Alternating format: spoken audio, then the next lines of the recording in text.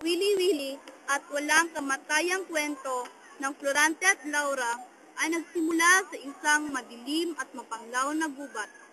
Dito nakahimok ang isang kahabag-habag na nakataling Florante. Ano ba ang aking kasalanan na Rodolfo? Bakit mo ako ginaganito? Dahil batid ko, ikaw ang umagaw sa kinatatayuan ko. Inagaw mo si Laura. Inagaw mo ang lahat ng dapat sa akin. Hakim, hindi ko inagaw si Laura at higit sa lahat, hindi ko inagaw ang pagiging magaling at matalino. Tumahimik ka. Batid mo bang mapapasa akin na si Laura ang Albania at ang lahat-lahat sa iyo?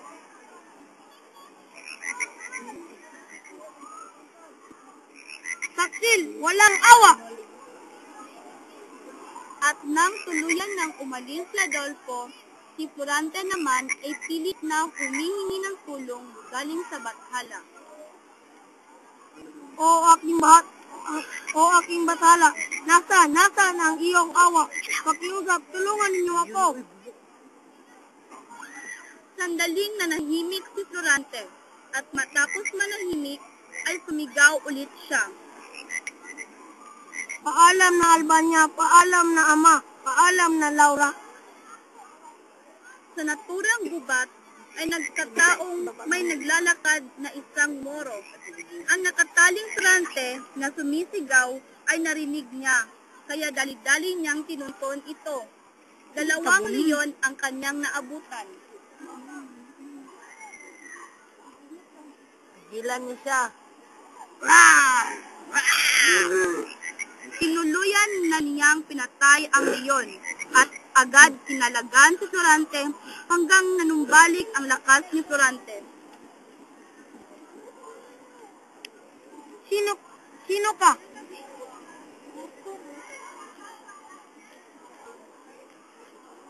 Huminahon ka, kaibigan. Kaibigan ako. Ang nagligtas sa iyo. Kaibigan, di ba't ikaw ay isang Moro?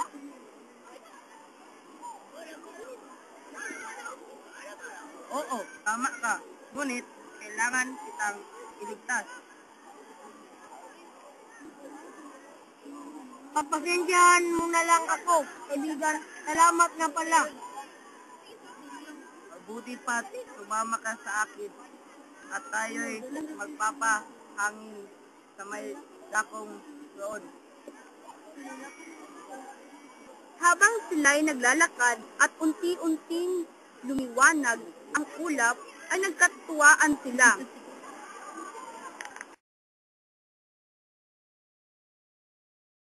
Na, kaibigang Florante, halika, dito tayo magkwentuhan. Ito ay napakaganda, kaibigang Aladin. Ngunit, pansin ko, ay malungkot ang iyong mga mata. Ano ba ang iyong problema? Sige, sisimulan ko na ang aking kwento.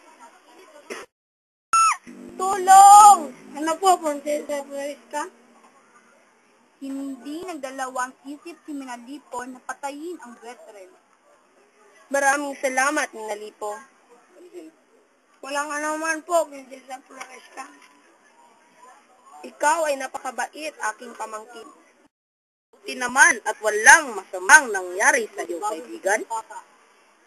Oo nga, ngunit ang pinakamasakit ay kung paano ako pinadala ni Amang Briseyo sa Atenas. Ngunit bakit? Di ba't dapat kang maging masaya dahil ikaw ay nakapag-aral sa isang napakatanyag na paaralan? Ngunit ayaw pumayag ni Inang Fresca sa ako'y ilisan patungong Atenas. Batid ko kung gaano kasakit sa isang ina ang mawala ng isang anak dahil ang ina ay lubhang napaka-maalahanin. Ama, ako'y masayang marinig ang iyong hinihiling, ngunit paano ng aking ina? Huwag kang mag-alala, kakausapin ko ang iyong ina. Ama, nariyan na po si ina. Torres ka.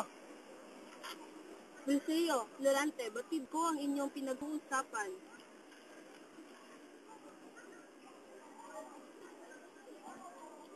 Loes ka, patawarin mo sana ako, ngunit kailangan ni Florante ang matutunan ang dapat matutunan. Lucio, may paraan ako. Kumuha na lang tayo ng ibang guro at nang sa gayon, hindi na malalayo ang ating anak. Pero mas maganda ang doon siya sa Atenas mag-aral.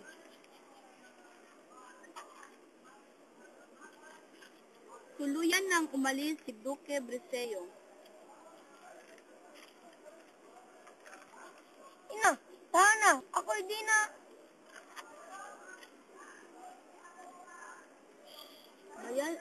Masaya na ako sa desisyon ng iyong ama. May katwiran siya. Kailangan mo tumuklas. Kailangan mo ang karunungan.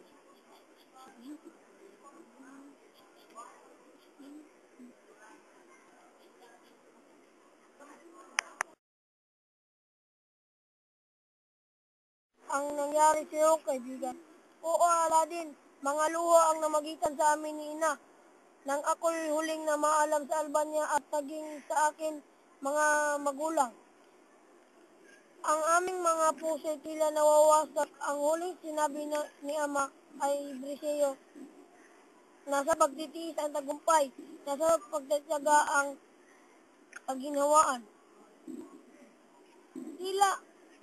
Tila napakabait ng iyong amang si Harry Briseo.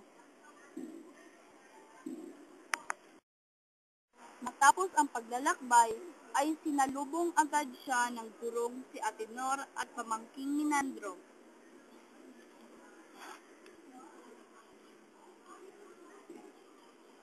Maligayang pagbati, Florante.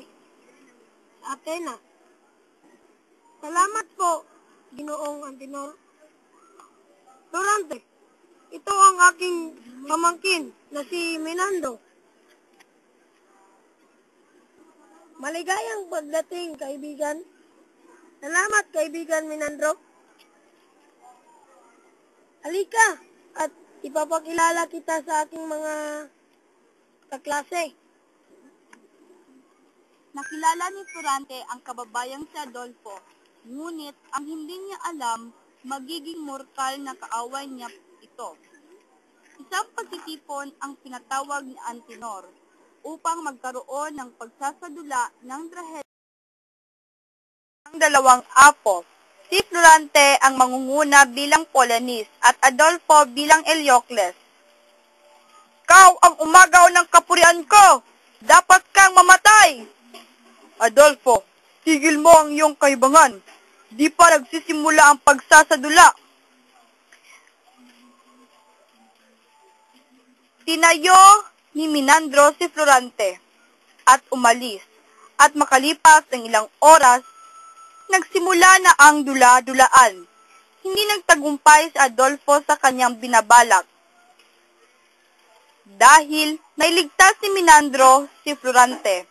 Makalipas ang ilang buwan, katanggap ng sulat si Florante galing sa Albania.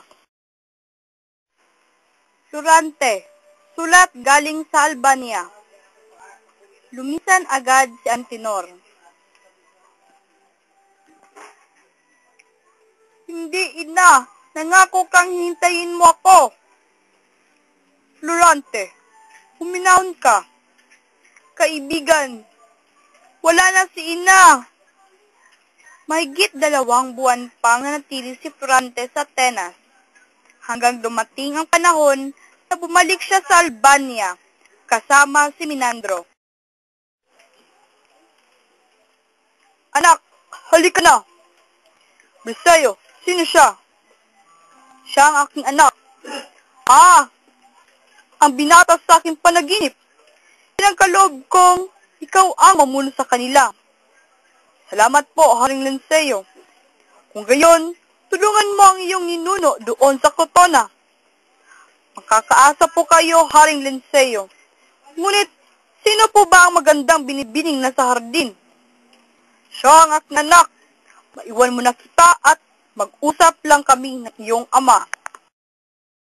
Pinuntahan ni Florante si Laura. Magandang umaga, Sir Binibini. Magandang umaga rin sa iyo. Florante, alam mo bang madalas kang ikwento ni Ama? Sana'y maging matalik kitang kaibigan, Laura.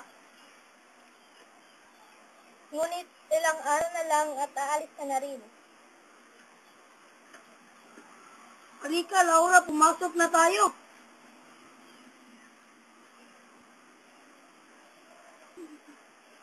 Makalipas ang ilang araw, naganap ang madugong labanan, ngunit natalo ni Florante si General Osmalik sa pananakop nito sa Crotona. Naganap na ang madugong labanan, ngunit natalo ni Florante si General Osmalik. Sa pagbalik nila, ay nakasalubong nila ang Bibinyagan o isang Moro na may bihag na isang babae. Tawon mo siya! Bago muna yan, isang madugong digmaan ang naganap. Sugod! Sugod!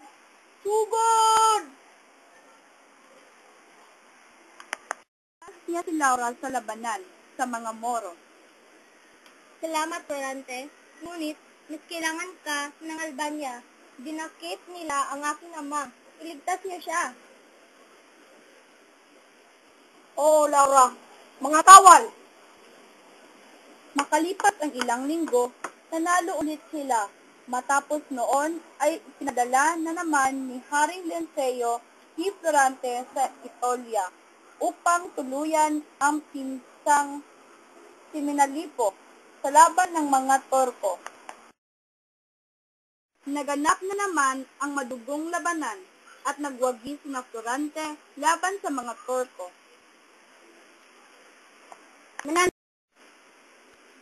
Menandro, babalik ako sa Albania. Ikaw muna ang mamumuno sa kanila. Parangalan ko ito, kaibigan.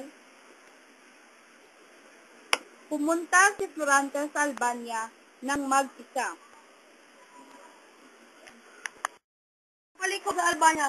Yun nga, nakit ako ng mga kawal ni Adolfo at itinali sa puno.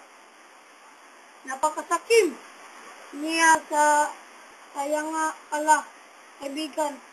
Patawad at tinangkaan namin sa sakupin ang Albania. Wala ngayon. Oo. Pala, ikwento mo ang talambuhay mo. Ama ko si Adab. Kaya ako nandito dahil pinagtakilan ako ni Ama. Inagaw niya ang aking sinintang si Clarida. Ano? Nagawa niya yun? Oo, Florante. Samantalang, sa kabila ng kagubatan, ay Ako, Adolfo! Ah!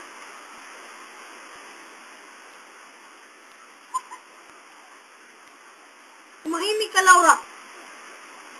Bitiwan mo siya!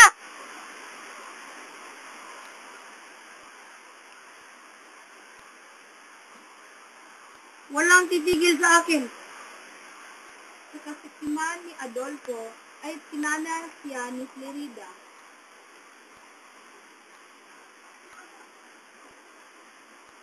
Ayos ka lang ba, kaibigan? Salamat sa iyo. Walang anuman. Tila ano ba ang pangalan mo? Ako si Laura, na taga-Albania. Yun naman si Adolfo. Pero may iba akong minamahal at yun ay si Florante. Ikaw, sino ka ba at bakit tila may hinahanap ka? Ako naman si Clarida. Ako ay bibinyagan at naparito ako dahil nahanap ko ang aking minamahal na si Aladdin. Bakit? Bakit mo siya hinahanap? Nagmamahalan kami, ngunit inagaw ako ng kanyang amang si Ali Adab. Tumakas lang ako sa kanya, kaya napadpad ako rito. Habang nag-uusap sila, sina Florante at Aladdin naman ay may narinig na boses at walang iba sina Clarida at Laura. Pinuntahan nila ang pinanggalingan ng mga boses at muli na silang nagkita-kita.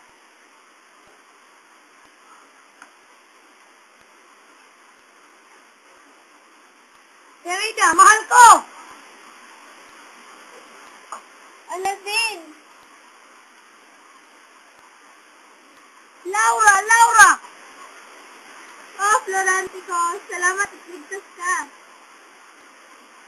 Sabay-sabay silang umalis patungo sa kani-kanilang kaharian. Ngunit napadaan muna sila, Aladdin at si Rida sa kasalang malaganap.